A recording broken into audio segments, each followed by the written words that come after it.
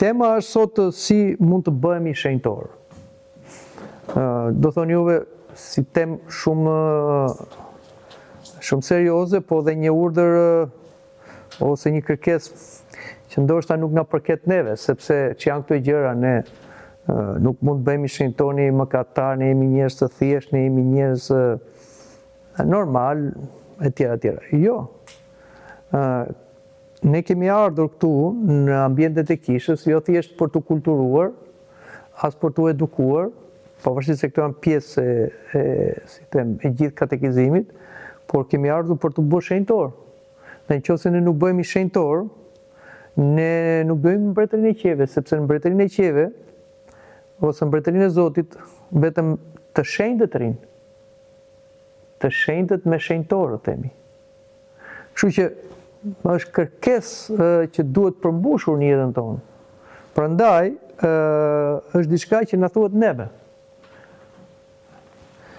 Dhe le të flasim tani në përgjithësi, pastaj në veçanti, se si mund të bëhemi shenjtor. Por le të flasim për të kremten e gjithë shenjtorëve. Pak. E kremtja e gjithë shenjtorëve festohet gjithmonë mbas Pendikostis, në dielën mbas Pendikostis. Kështu, këtë të dielë që vjen Zoti përpara, ne do mblidhemi përsëri në kishë që të kremtojmë të gjithë shenjtorët. Thamë që fjala i shenjtë do thotë i ndar për mëkatin, për botën e mëkatit kushtuar Zotit. Në fillim, kisha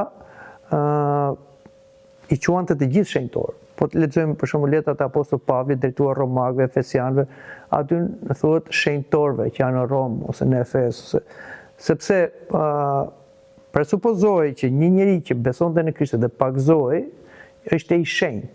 Pra merrte nga shenjtëria e Krishtit, sepse sa u pagzuam me Krishtin u veshëm, u bëm Krishter, u bëm shenjtë.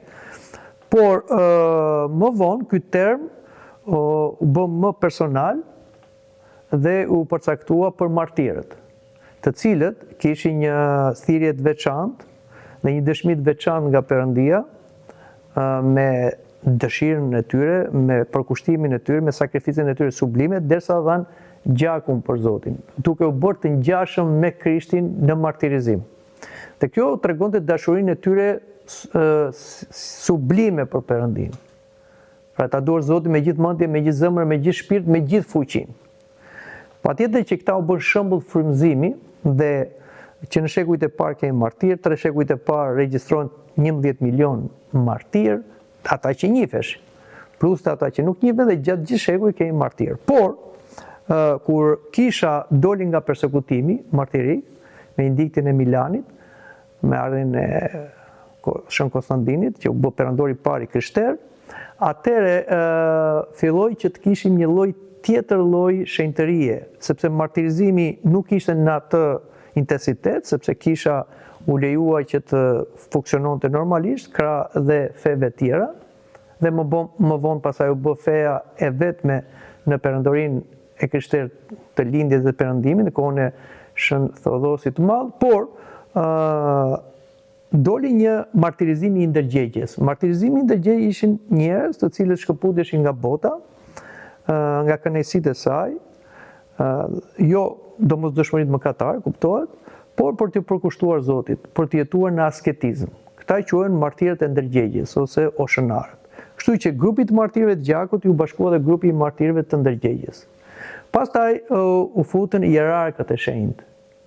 Ata që janë etrit e sinodeve ekumenike, që u mblodhën dhe përcaktuan dogmat, ose më mirë formuluan dogmat dhe i bën më të kuptueshme, siç kemi dhe simbolin e besimit, nga etrit e sinodit parë dhe dytë, ose të kanonet e sinodeve ekumenike, kisha ortodokse një 7 sinode ekumenike, plus sinodeve lokale, dhe këtu kishin etër të shenjtë, hymbajtës. Dhe këta u futën në renë e shenjtorëve. Pastaj kemi të tjerë shenjtorë që u bashkuan kësaj reje të madhe, që janë për shembull u futën edhe anargjendët ose mjekët shërues pa para, të cilët e vinin në shërbim të komunitetit, po i vetëm njerëzve, po dhe të kafshëve vinin mjekësinë, por mbi të gjitha duke shëruar në emër të Jesu Krishtit. Dhe nuk merrnin para, anargjend, pa para. Një gjë e rradhë, po që kisha ka dhe grupin e shenjtorëve anargjend. Pastaj ka apologjetët, që janë qenë në shekullin e parë, ata që shkruajtën letra ose kundërshtuan urdhrat perëndorak, ose sqaruan për si them akuza që bën krishterët, si është Justin filozofi në fillim fare, kemi shumë të tjerë, të cilët quhen apologjet ose ata që dëshmuan për Krishtin. Dhe ushtuan dhe këta në arenë e shenjtorëve. Kemi mbretërit e shenjtë, që kryeson Shën Konstantin i Madh, pastaj kemi mbretët, siç kujtuam dhe sot në 4 qershor me kalendarin julian, Shën Ioanin, mbretin e shenjtë, ose Shën Gjoni, si i thoni, Shën Joni, dhe mbretër të shenjtë të tjerë, dhe këta hyn në arenën e shenjtorëve, kemi të drejtët.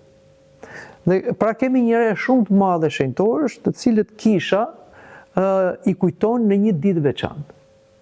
Sepse gjatë gjithë vitit liturgjikal ne kujtojmë shenjtorë. S'ka ditë që mos kemi martir, oshenart, hierark të drejtë të gjitha, por jo të gjithë janë në kalendarin liturgjik, sepse do ishte e pamundur, nuk mund të deshifrohen gjithë dhe të kujtohen gjithë. Janë shumë njerëz që nuk njihen, kanë mbetur në hares, ose janë në memorien e Zotit, ose domethënë që bota nuk i njeh, po i njeh Zoti, dhe ata janë në mbretërinë e Zotit. Kështu që kisha edhe për ata që i njeh, dhe për ata që nuk njihen, ose si themi janë haruar nga koha, mblidhet në një ditë të caktuar, që është bazë shpirtit të shenjtë, mblidhet për të kujtuar ditën e gjithë shenjtorëve. Dhe këtu festojnë emrat edhe ata që nuk kanë një emër në kalendarin liturgjik. Sepse neve mblidhemi jo për ditëlindje, zakonisht ditëlindja nuk është pjesë e traditës së krishterë, ditëlindja nuk festohet te populli judaik, zakonisht e festonin vetëm perandorët, paganët, ose siç e kemi në festën e Herodit. Dhe ditëlindja gjithmonë kishte karakter egoist, sepse kërkon, si them, që të rreqësh vëmendjen tek vetja, që ti bëhesh pika orientuese, domethënë njerëzit urojnë ty e të gjitha. Por atëherë kisha vendosi që të festoj i bie dhe diçka tjetër, pse nuk festoj edhe ditëlindja, sepse dita e lindjes ishte dita që lindem në një botë të mëkatit, ose lindem me mëkat. Si thëtë, në mëkat më lindin në naime. Nuk bëhet fjalë për mëkatet e tradhtisë bashkëtorë, po bëhet për mëkatin shtëgjyshor. Pra, ne jemi të ngjizur me mëkatin, ose pasojat e mëkatit të Adamit, dhe vim në një botë mëkatare. Pra, lindin me mëkat për të vdekur, në një botë mëkatare. Pra, nuk është një ditë e lumtur që ti të lindesh për të vdekur. Kështu që nuk jep të rëndësi ditëlindjes. Dhe kisha i dha kuptim dhe rilindjes. Rilindja është me pagzimin.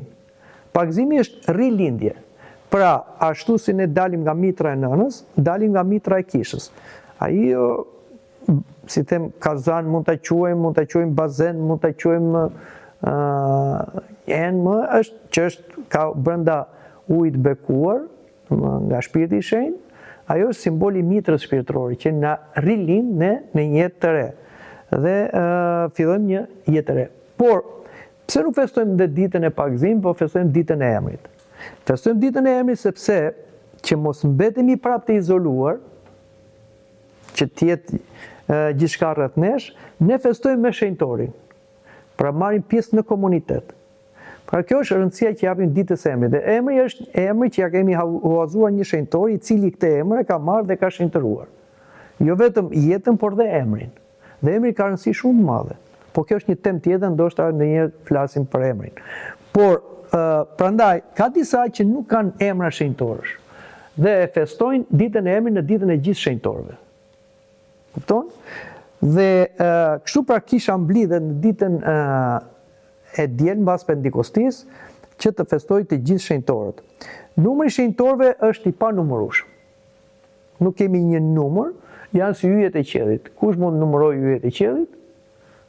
Kështu janë dhe shenjtorët. Dhe po të shikoni ka një simbolik, dielli është simboli i Zotit, por kur del dielli nuk duket hëna dhe yjet. por kur ikën dielli është del hëna dhe yjet. Që do me thënë, Krishti tani në botë nuk është i dukshëm. Po kush janë të dukshëm? Është kisha, që simbolizon me hënën, që reflekton dritën, janë dhe shenjtorët që reflektojnë dritën e Zotit në jetën e përditshme.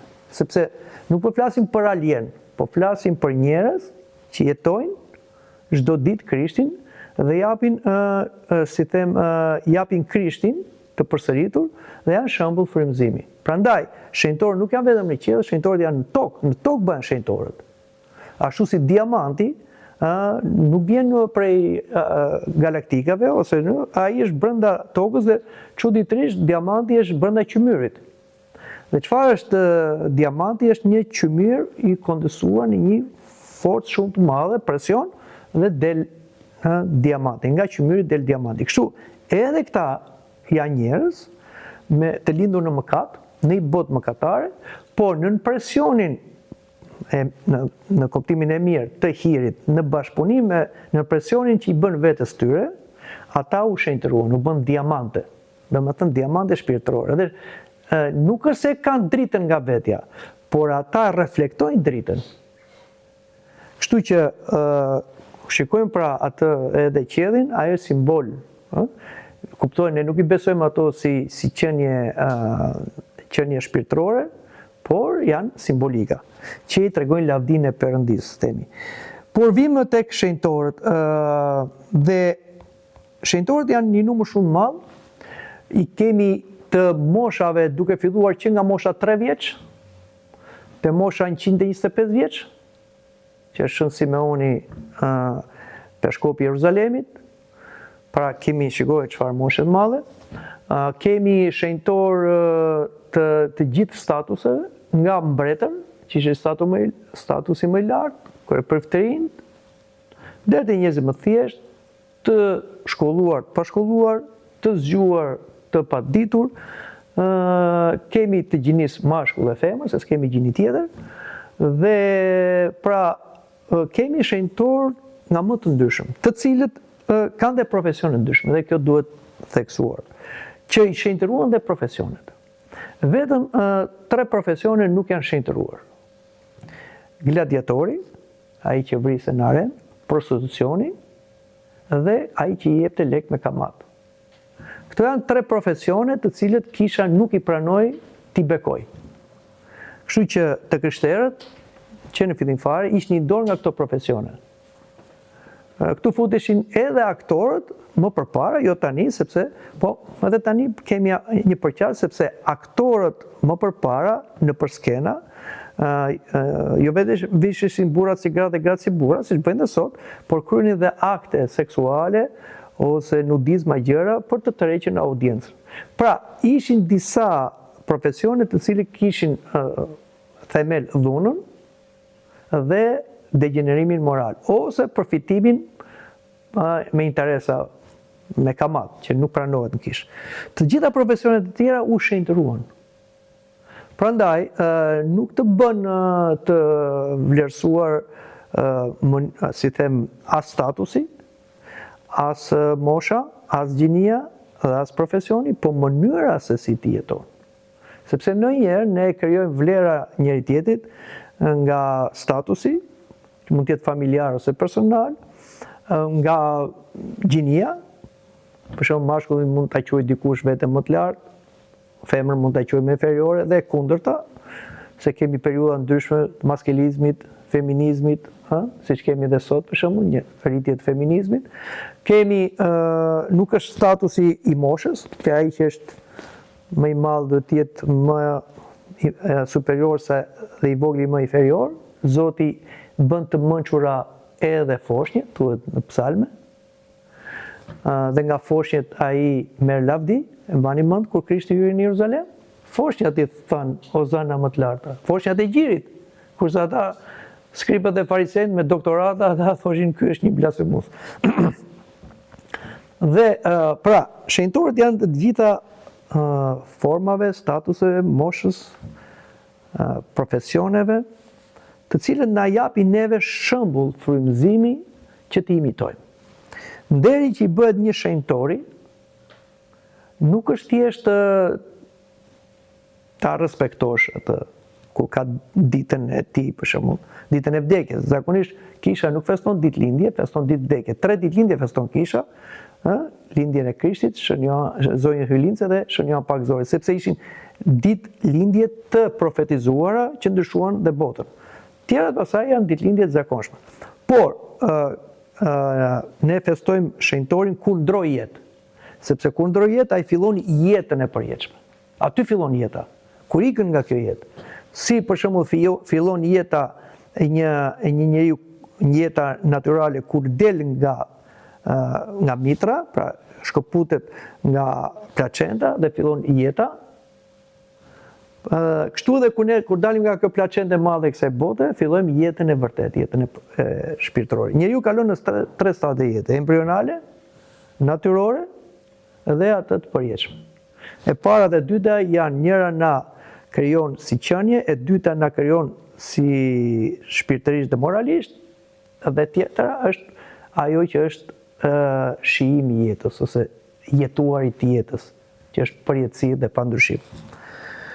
Dhe kështu pra, ne jo vetëm i kujtojmë shenjtorin ditën e tyre, që është dita e fjetjes në Zotin, por jo vetëm neve interesohemi për jetën e shenjtorit, çdo njeri prej jush duhet njohë jetën e shenjtorit që ka emrin, është absurditet dhe është e pa tolerueshme mos ta njohësh jetën e shenjtorit tënd. Aq më tepër kur sot ka informacion pafund. Domethënë, sot njerëzit dinë shumë për jetë të tjerëve, që janë njerëz pa vlerë fare, ose njerëz si them që i japin botës regres, jo progres, kurse jetën e shenjtorit nuk e din. Kjo tregon që ai nuk e do shenjtorin. Pra nuk interesohet për atë. Por jo vetëm t'ja njohim jetën dhe ta nderojmë në ditën që i ka ai, jo vetëm ta kujtojmë atë siç na kujton ai gjithmonë, ti lutemi atij që të ndërmjetoj për ne, por duhet ta imitojmë. Kjo është e rëndësishme. Nderimi i një shenjtori është imitimi. Tani do thonë juve, si mund ta imitojmë një shenjtor? Do bëj dhe unë për shembull siç ka bërë Shën Andoni i Madh, ja kemi këtu Andonin. Shkoj dhe Andoni tani në një shpellë, të lej gruan, fëmijët, të filloj të asketizojë gjitha? Jo. Nuk themi që Andoni të bëj këtë. Por mund ta imitoj për shembull Shën Andonin e Madh, marrim një shembull, në porosinë e tij, në besimin e tij, në guximin e tij. Pra janë virtute që mund t'i bësh edhe në jetë familjare, për shembull. Ose shenjtor të tjerë. Kemi për shembull të kesh një shenjtor martir. Nuk do të thotë se duhet martirizosh dhe ti, po të martirizosh ndërgjegjet, martirizosh mendimet mëkatare, dëshirat, pasionet. Kështu që ti ngjan shenjtorit në frymën martirike, ose dhe martir, se martir nuk është vetëm kur të vrasi, martir është kur dëshmon për Krishtin. Fjala martir do të thotë dëshmimtar. Dhe jemi thirrur të gjithë të bëhemi shenjtor. E thash në fillim dhe përsëris, kur e dëgjojmë këtë, stepemi pak, na duket si një provim shumë i vështirë ky, s'është për ne themi, por që është për ne. Se derisa e tha Zoti, do na i kërkoj. Dhe menjëherë kur themi të bëhemi shenjtor, ne na krijohet ideja tani se do bushemi kështu me dritë të madhe, do ulemi në një fron, do kemi një shkop magjik këtu për të bërë mrekullira, edhe njerëzit do na ulen te këmbët edhe do na thurin lavde, himne gjitha, dhe kjo na duket statura e një shenjtori. Jo, nuk është kjo. Çfarë është një shenjtor? Shenjtori është një mëkatar i penduar. Pra, ku fillon shkalla e parë e shenjtërisë? Shkalla e parë e shenjtërisë nuk do të thosh që ti të lëvizësh malet, të ngjallësh të vdekurit, dhe si them të mësosh Biblën për mënç, ose psalmet, ose nuk e di, të rish pa gjumë me tjera, ose të asketizosh, të rish pa ngrënë. Pavarësisht se këto janë gjëra që i kanë bërë shenjtorët, por nuk është kjo. Shkalla e parë e shenjtërisë është prano se je mëkatar dhe pendohu për mëkatet e tua. Kjo është shkalla e parë e shenjtërisë. Nëse ke një frymë pendese për mëkatet e tua, ke dhimbje, ke lot, ke rrëfim, ke dëshirë për korrigjim, je në rrugën e shenjtërisë. Madje kjo është rruga më e sigurt. A në qoftë se ty të humbasin këto, ndjenja e pendesës, dhimbja, se ke i dhëruar Zotin, se humbë shpirtin, dëshira për rrëfim, edhe sikur ti të ngjallesh një të vdekur, prapë je në rrezik. Sepse fryma e krenarisë po të rrëzon. Madje ka pasur njerëz që arritën në këto virtute kaq të mëdha, dhe këto, si them, fuqira të tilla, binatyrore, por u rrëzuan për shkak të krenarisë. Por fuqia e tyre është se ata u ngritën prapë. Dhe neve shpeshherë tregohemi të padrejtë me shenjtorët. Pse tregohemi të padrejtë? Se jemi servila. Do thonë jo çapo na thon kështu të tash. Në shenjtorët duhet i mburrim, duhet i lavdërojmë, duhet i, si them, ti glorifikojmë. Dakord. Por ndonjëherë i shikojmë shenjtorët si vetja jonë. Ashtu si për shembull në vetes tonë nuk na pëlqen që të flasit dikush të vërtetën për ne, dobësitë tona. Po ato i mbulojmë, i retushojmë, ose ndonjëherë retushojmë dhe historinë tonë të shkuar, presi fotografit, harrojmë me emrin e shoku, miku, të një situate, bëjmë sikur kemi haruar, sikur s'kemi qenë atje, tjera. Dhe kështu mendojmë se gjërat i kemi retushuar dhe kemi krijuar një staturë të pagabueshme. Po është e kundërta. Çfarë thot Krishti? Mirë ju, ku gjithë flasin mirë për juve. Qofse ne do të dëshironim që të gjithë flisin mirë për ne, dhe ta bënim këtë në mënyrë abuzive, që do me thënë të krijonim simpati të gjithë, ne do ishim hipokrit. Sepse ne nuk kemi në parajstu që të gjithë njerëzit kanë të njëjtin opinion për virtutin. Ne jetojmë në një botë ku është e mira dhe e keqja. Qofse ne do jemi të mirë, do flasi krau i mirë për ne. Po krau i keq do na sulmoj. Po nëse flet dhe krau i mirë dhe krau i keq për neve, atëherë ne tregon se e dredhim. Mirë me Zotin, mirë me djallin. Mirë me botën, mirë me kishën. Nuk shkon. Dhe prandaj ne bëjmë ato retushimet. Bim kish, hiqemi si shenjtor, shkojmë botë, hiqemi si njerëz modern ose njerëz kontemporan, njerëz trendi, njerëz që sepse duan gjithë flasin mirë për ne. Ky është një problem. Dhe kështu ne i duam dhe shenjtorët. Dhe çfarë ndodh? Ne bëjmë se fëmilizëm shenjtorëve, i retushojmë shenjtorët dhe kur flasim për shenjtorë, themi sikur ai është një alien i zbrit nga qielli me një përbërje kimike të veçantë, prandaj u bë shenjtor.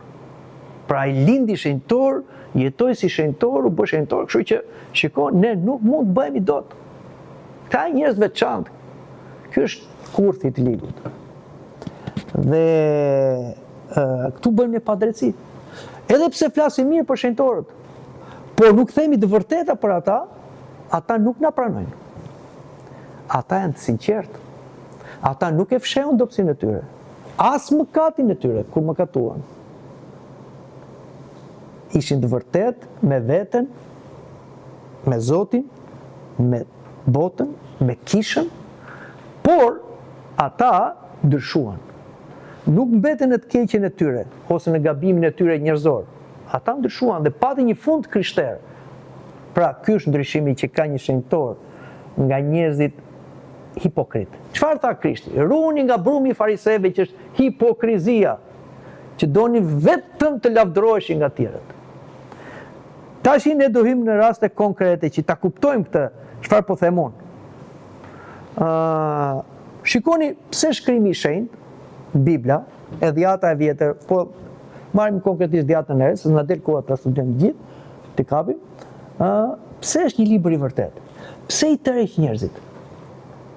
Nuk është një trill që aty është shkruar në një mënyrë kështu fantastiko-shkencore, gjëra të bukura, gjëra të përsosura, edhe me një fund të lumtur. Jo.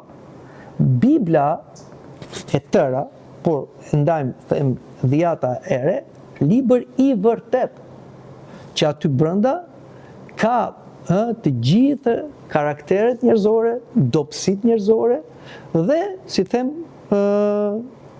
shembuj të atyre që u bën shenjtor dhe atyre që mbeten në mëkat. Por kemi shembuj të shenjtorëve shumë mëdhenj, të cilën na vijnë nga dhjata e re që bën gabime shumë mëdha. Ato nuk u fshehen në Bibël. Ato u shkruajtën ashtu siç bën. Dhe kjo është ndihma që na japin e shenjtorët. Që ne mos themi se ata njerëz veçantë, alien, dhe ne jemi toksor, ata mund bëjnë shenjtor, por ne nuk bëhemi do shenjtor. Jo, ata na thanë që ne jemi njerëz si ju. Dhe kemi gabuar ndoshta më shumë se ju. Por ja që ne u bëm, sepse ne nuk e justifikuam veten. Nuk u bëm hipokrit dhe me dy faqe. Ne u bëm sinqert me veten, para Zotit, para kishës, para njerëzve. Ne luftuam me veten, ne e mundëm veten me hirin e Zotit. Dhe ne u shenjtëruam me hirin e Zotit e përpjekjet tona dhe patëm një fund krishterë. Le të marrim disa shembuj. Ka kishën më gjigande në botë, po jo vetëm në Vatikan, atje ku kryqëzuar me kokë poshtë, po në gjithë botën. Dhe ne nderojmë sidomos edhe në datën 29 qershor që nderohet Shën Pietro dhe Shën Pavli. Janë dy personazhe. Po në Bibël na thuhet se Petro, që ishte më i madhi në moshë si apostull, më i pjekuri, mund të ishte mosha 35 vjeçe, sa ata tjerë ishin të ri, Petro e deshte shumë Krishtin. Dhe ndryshe nga tjerët ishte më i guximshëm, më i afërt, dhe Krishti dha dhe një detyrë shumë madhe. E bëri kryeapostull, të barabartë me disa apostujve, dhe i tha do kesh çelësat e parajsës. Do me thënë, jo se ka i port atje dhe ai ka i kyç të madh, po që do të thotë që ai bashkë me apostull menaxhojnë hirin e kishës, misteret e kishës. Këto janë çelësat e parajsës. Misteret e kishës, pagëzimi, mirosja, pendim, rrëfimi, kungimi. Këto janë çelësat që hapin derën e parajsës. Këto i menaxhon kisha. Dhe kur Krishti i tha Petros që të gjithë do më mohojnë dhe do më braktisni, po unë s'ja vetën, s'ja me Adin, Petro kishte një pëlqim për veten. I duket vetja më i mirë se apostujt e tjerë.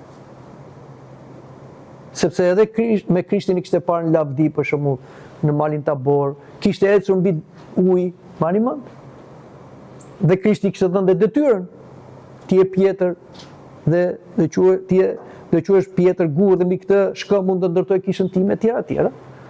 Edhe patjetër filloi egoizmi. Dhe tha gjithë të mohojnë, unë s'do të mohoj kur, tha. Ti s'do më mosh, tha. Para se të ndoj gjithë do mosh 3 herë. Dhe dim që Petro e mohoi 3 herë Krishtin. Para kushtarve? Jo. Para një vajze, një adoleshente. Që i tha, ti mos je me Krishtin? Të vi një fëmijë, një burr i thot. Ai u friksua, tha, jo, nuk e njoh faun atë kush është. Pastaj disa shërbëtorëve atje, mohoi dhe se ishte bashkë me apostujt, e mohoi 3 herë Krishtin.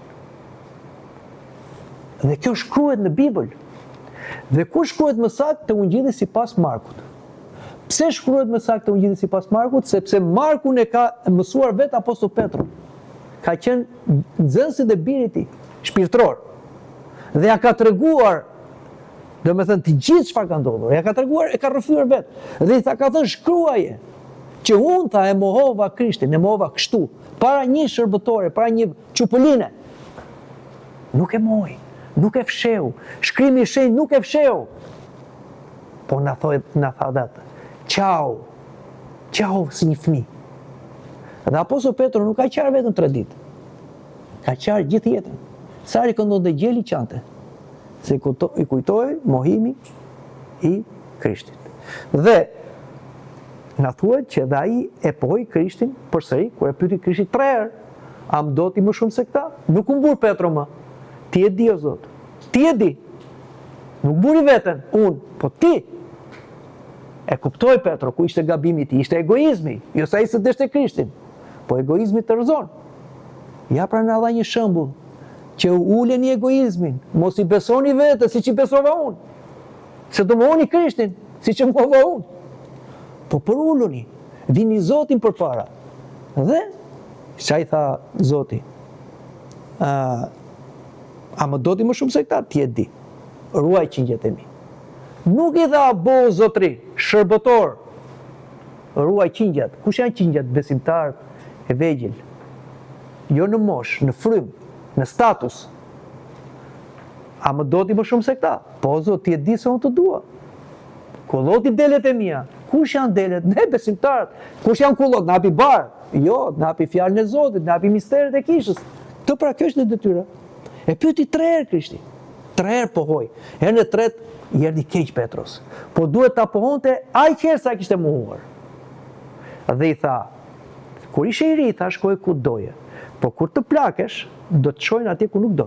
Do hapësh duar dhe shkojnë atje ku nuk do. Nuk e kuptoi Petro këtë.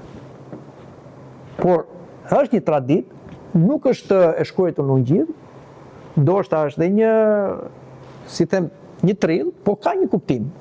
Thuhet që kur filloi përndjekja në Rom, dhe Neroni filloi përndjekjen në Rom, sepse Neroni dogji gjysmën e Romës se deshte të fitonte toka. Dhe për ndërtuar pallatin e vet, dhe tha i dogjin i krishterët. Edhe i suli romakët, atyre që ju prish prona kundër krishterëve, aty filloi përndjekja. Në 60 e can, bas Krishtit. Atëre, 64, po një ka 66, në rëndësi ka, por dhe filloi përndjekja ndaj apostull. Apostull Petro ishte dhe apostull Pavli, thot tradita. Disa thonë, jo, po shëndësi ka kjo. Dhe thot që Petro iku të shmangesh. Rrugës e takon Krishti. Dhe i thot Krishti, ku o vadis, ku po shkon ti? E në qëse dini atë historinë ku o vadis. Ku po shkon? I thot Krishti, po shkoj në Rom, të kryqëzohem për popullin tim, se ti po ikën. Atëherë thot që Petro kthye mbrapsht, edhe u kryqëzua, dhe jo me kokë lart, me kokë poshtë. Dhe aty përfundoi jetën, pra përfundoi si martir. Apostol Petro është shembulli që na mëson për ulësinë, por dhe pendimin. Mos u dëshpëro. Sepse ndryshe veproi Juda. Juda e tradhoi Krishtin, e shiti për 30 monedha Krishtin. I erdhi keq për atë që bëri. Thuhet që i vajti i hodhi ato 30 monedha atje në tempull, por Juda mbeti në egoizëm. Sepse Juda ishte shumë egoist për të thënë më fal. Dhe për të shkuar te Krishti, për të shkuar te apostujt, që thënë, unë e tradhova, unë tregova maskara, unë e tradhova shita Krishtin sikur të ishte një skllav. Thjesht nga një drek. Sa aq ishin ato $20 për ktheheshin 30 monedha argjendi. Atëre Juda tha, do shkoj të vras veten, që të shkoj shpirti im në had, që kur vi Krishti në had, se ai dinte fjalët e Krishtit që do shkoj të i flasë, ai kishte folur, më gjej mua atje në më marri, po pa thënë më fal. Dhe Juda humbi, dhe u bë shembulli i humbjes jo nga mëkati, nga dëshpërimi. Apostulli Petro u bë shembulli i shpëtimit nga pendimi. Ja pra ku mësojmë. Çdo të thotë është një shenjtor, që të porulesh, dhe kur gabon, dhe kur mohon, të pohosh, të pendosh dhe të keq që punë krishterë. Ja pra, çdo të thotë shenjtor. Vimi një shembull tjetër, kur apostulli i madh tjetër, apostull Pavli, giganti, apostulli i kombeve, që jemi mirënjohës dhe ne, pasardhësit e ilirëve, sepse ai ka kaluar këtu, ka para për krishterimin këtu, para se shkonte në Rom, ka ndërtuar bashkësinë në një, mendohet dhe në Përmet, mendohet edhe në Durrës, po aty, dhe pastaj kaloi nga bishti ose kepi i Pavlit, që thuhet bishti i Pallës, po kepi i Pavlit ka qenë, dhe shkoi në Rom. Dhe çfarë ishte në fillim ai? Përndjekës i kishës. Por ai nuk ishte një përndjekës ordiner, që kishte dëshirë të fusë njerëzit në burg. Ai mendonte se ulla e krishterë ishte ulla e herezie. Por Krishti i shfaqet në rrugën Damask, e thërret për ta bërë apostull të kombeve, pagëzohet nga kisha dhe fillon misionin. Por apostull Pavli punoi më shumë se gjithë apostujt e tjerë. Pse? Sepse gjithmonë kishte vrasin në ndërgjegje. Unë kam luftuar kishën. Unë kam vrarë të krishterë. Dhe ai punoi më shumë se gjithë apostujt dhe nuk ishte qetësi. Dhe thoshte, në fillim thoshte, unë nuk jam i den të quhem apostull. Jam më i vogël i apostujve. Prandaj nga Saul u quhet Pavël. Fjala Pavël është latinisht, i vogël. Prandaj mori emri Pavli. Na mësoi për ursin. E dyta thotë, unë nuk jam i den të quhem apostull, dhe pastaj thotë, unë jam mëkatari më i madh. Kur e tha këtë në fund jetës vet? Çfarë na mësoi? Apostulli i kombeve, që ndriçoi gjithë kombet, si një pishtar. Do të bëj dritë për kombet. Ai na mësoi për ursin. Sa më shumë të lartësohesh, aq më shumë duhet për ursohesh. Prandaj, nëse ne duam të shenjtërohemi, duhet për ulemi. Nëse ka filluar në mendjet tona mendime se jemi dikushi, urrëzove, mbarove. Gjithmonë duhet ta marrësh mendjen poshtë. Çfarë i thoshte Zoti Shën Siluanojt që urrëzua nga krenaria dhe luftoi djalli për shumë vite? Mbaje mendjen në ferr, por mos u dëshpëro. Do të bëni shenjtor. Do të bëhemi shenjtor. Ta mbajmë mendjen në ferr. Do të thotë, jemi për ferr, pik. Por nuk dëshpërohemi. Zoti nuk do na braktis. Por ama ne nuk e meritojmë. Ja pra, si bësh një shenjtor. Kemi shembuj të tjerë, kemi Shën Thomaj. Edhe për Shën Thomaj nuk na tregohet, nuk na fshihet se Shën Thomaj nuk besoi Krishtin. Po na tregohet që ai nuk e besoi gjalljen e Krishtit. Edhe pse apostujt i thanë, ore pam, ai tha jo. Por na shkruhet nuk besoi. Por edhe kur ai e preku trupin e Krishtit, me lejen e Krishtit, dhe tha, Zoti im dhe Perëndia im, na shkruhet edhe ajo çfarë i tha Krishti. Thoma, ti besove se mpe, po lum ata që do besoj pa më parë, pra nuk e mburi Krishti. Ti vërtet më the Zot dhe Perëndi. Por ama nuk je më i lumur se ata që do besojnë pa më parë, sepse njeriu nuk do të ketë nevojë të preki. Vol të dëgjoj, të bëj mendje në punë, dhe ai beson se Krishti u ngjall, ose ai është Zoti dhe shpëtimtari ynë. Dhe apostulli Thomaj, patjetër që kishte gjithë jetës vet këtë, jo se problem, po domethënë luftonte me atë dyshimin, jo se kishte dyshim, por kërkonte ta shlyente atë. Dhe si e shlevi? Në fund Shën Thomajn e vrasi me shigjeta këtu. Aty ku vuri gishtin tek mbrinja e Krishtit, po aty u shigjetua, që të shlyente atë mosbesimin e tij dhe e pranoi me gëzim. Pra i themi gjitha këto se në Shkrimin e Shenjtë na thuhet rënja dhe ngritja e këtyre personave. Tani vim në jetë shenjtorësh. Kemi një shenjtore që ne e nderojmë shumë. Maria e Egjiptit. Po çfarë ishte Maria e Egjiptit?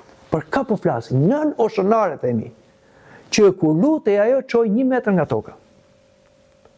Dhe kisha i ka caktuar një ditë të veçantë gjatë kohës së kreshme, të mëdha që janë kohët më intensive të shfaqjes besimit, ëh? Po çfarë ishte Maria e Egjiptit? Ishte një prostitutë. Dhe nuk fshihet që ishte prostitutë. Ishte një prostitutë që nuk shkonte dhe bënte prostitucion nga detyrimi, nga qefi. Ajo thoshte, unë nuk shuaj do të zjarrin e epshit tek vetja ime. Dhe treguhet jeta e saj në mënyrë si them të detajuar, para mëkatit dhe mbas mëkatit. Madje thuhet që kur njerëzit po shkonin pelegrin në Jeruzalem për të falur kryqit, ajo hypi në anije dhe rrëzoi pelegrin në mëkat. I tundoi dhe rrëzoi në mëkat. Dhe thot, se si nuk u mbytëm nuk e di. Se si nuk na përpiu deti, nuk e di. Pra nuk u fshihet. Por ama kush madhështia e Maria Egjiptianës? Sepse ajo, edhe pse kishte rënë në humnera të tilla mëkati, me dëshirë, jo me imponim, me dëshirë, ajo u ngrit dhe luftoi për 40 vjet. 17 vjet mëkatoi, 17 vjet vuajti dhe pastaj fitoi papasionshmërinë dhe u bën nën oshënar. U bë shembull, pra pse jep kisha? që mos justifikohemi, themi, po ne kemi mëkate të vdekshme dhe tani nuk shpëtojmë. Jo, mund t'jemi dhe në fund të ferrit, dhe prap ne mund ngrihemi, jo vetëm të shpëtojmë, ne mund të shenjtërohemi, ne mund të bëhemi shembull për të tjerët. Kjo pra është. Ja ka jep dhe një tjetër shembull nga jetët e shenjtorëve, që prandaj është shumë e rëndësishme të lexojmë jetët e shenjtorëve. Po siç janë, jo të retushuara, të zbukuruara, të velura, që njajtë sikur janë mite.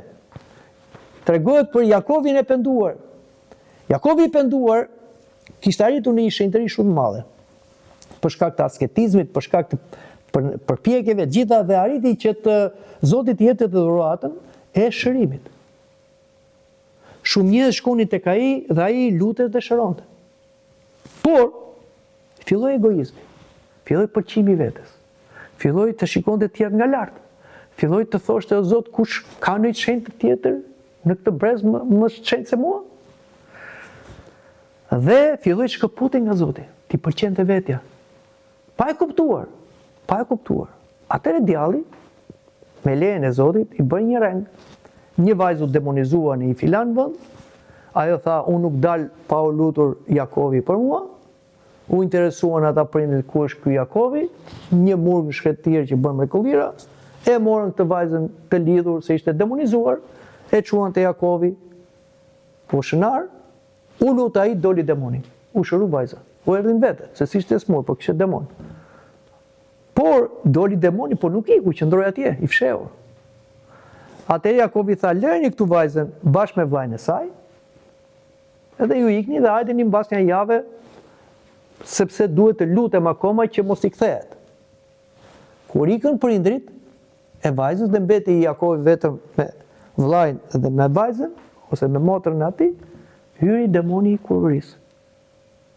Ai shumë, se ai nuk po e përbante dot vetën. Atëherë që të abuzonte me vajzën, duhet të likuidonte djalin, vrau djalin. Përdhunoi vajzën. Pastaj vrau dhe vajzën, dhe pastaj i varrosi të dy.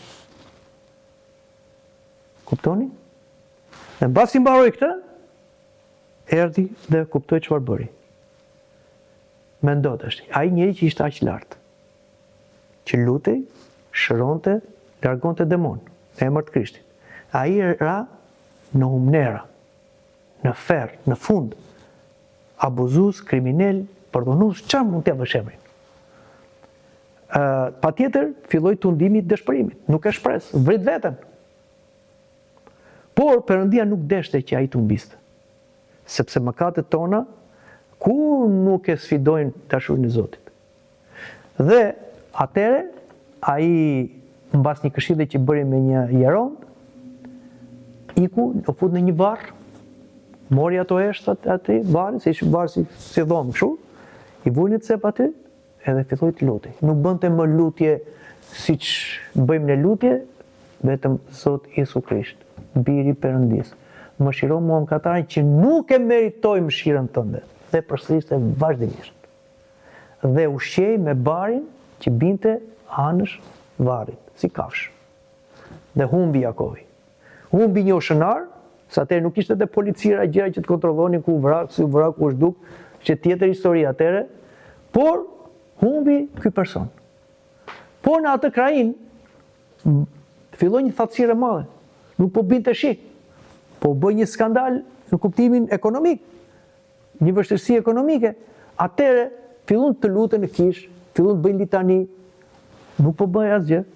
Dhe Perëndia dërgoi angjëllin tek episkopi dhe tha, po su lut o shënar Jakovi, që është në filan vend, nuk bie shi Perëndia. Ata u çuditën se këtu kemi pas një shenjtor. Ne nuk e kemi ditur dhe vajten edhe gjithë populli me temjanica, me ikona, me që themun, Jakov, shenjti Perëndis. Edhe doli ai i drobitur, duke qarë, duke thënë vetëm këtë lutje, Zoti Jezu Krisht, biri Perëndis, mëshiron këta. E panat edhe ky që ai qyqar, ky që ai miran, çfarë shenjtori që në ja gënjeshtër e djallit e ka tap peshkopin. Edhe u kthy populli prap, iku. Ai u kthye në vendin e vet. Pra për lutje, derisa angjëlli tha nuk dërgon Zoti shita pa u lutur ai. Dhe kur u lut ai pastaj me përulsi, rashi. Dhe për një vit u bën shumë mrekulli nga Jakovi me hirin e Zotit dhe pastaj vdiq dhe aty u ndërtu një kish. Pra, këto janë në shkrimin e shenjtë, janë tek jetët e shenjtorëve. Për të na treguar çdo të thotë ti je një shenjtor. Patjetër që ka dhe shenjtorë që në jetën e tyre s'kanë mëkatuar. Por neve që jemi mëkatar ose unë, nuk mund të justifikohem për të thënë që unë jam një mëkatar tani dhe unë nuk mund të shenjtërohem dot. Unë s'dua. Jo se s'ka mundësi, nuk dua. Sepse sa do mëkatar të jem, Zoti ma ka dhënë mundësinë e shenjtërimit. Çfarë thot shenjtorët? Kisha nuk është muze shenjtorësh, nuk është muze këtu. Kisha është spital që shëron sëmundjet e mëkatit. Pra këtu vim në spital të shërojmë mëkatin. Dhe kush është shkalla e parë shenjtërisë tam? Pendimi. Dhe mendimi i përulur. Kjo na bën shenjtor. Në të kundërtën, nëse ne nuk do t'i themi këto, atë do të krijojmë një ide të gabuar për shenjtorët, sikur shenjtorë janë specie të veçantë, sikur ata u shenjtëruan vetë, dhe nuk do shikojmë mëshirën e Zotit, por nuk do shikojmë dhe përpjekjet e tyre. Dhe do krijojmë disa butaforira, si bënin ata paganët e lashtë, që krijonin ato perëndirat e tyre, që i hyjnizonin ato dhe i bënin të përsosura në të gjitha dhe kështu gënjeni veten. Prandaj, i themi të gjitha këto që kemi mundësi të bëjmë shenjtor, edhe kur jemi mëkatar. Tregoj edhe një rast tjetër, ishte një murgesh e cila edhe ajo ra në mëkatin e trupit, kurvëris, dhe u pendua. Kur vdiq, u dëgjua një zë. Më shumë më pëlqeu pendimi i saj se virgjëria e saj. Që do të thotë, jo se virgjëria nuk ka vlerë, ka shumë vlerë, por te Zoti ka shumë vlerë mendja e përulur, e pendesa. Sepse vetëm Zoti është i pamëkatshëm. Të gjithë ka nevojë për shpëtim, edhe tërshenjta që është pa mëkat personal. Por vetëm se trashëgonte hijen e mëkatit sëgjëshor, tha Zoti shpëtimtari im. Po ne? Prandaj, ne bëhemi shenjtor prej Krishtit. Prej Zotit, i cili është shenjtori i vërtet, por ne në bashkim me Krishtin shenjtërohemi, bëhemi Krishtër. Kështu që jemi thirrur për të bërë shenjtor dhe kemi këtë mundësi.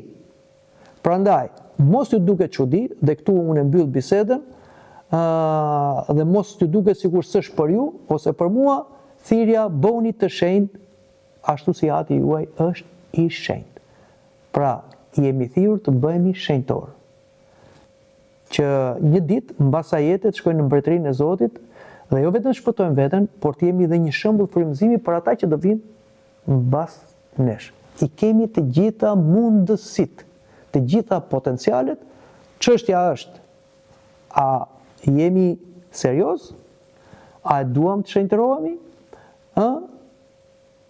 Apo thjesht justifikojmë veten, gënjejmë veten dhe kështu bëhemi skandal edhe për tjerët dhe mbyll me ato fjalët që janë të rënda, por ne duhet t'i kemi parasysh.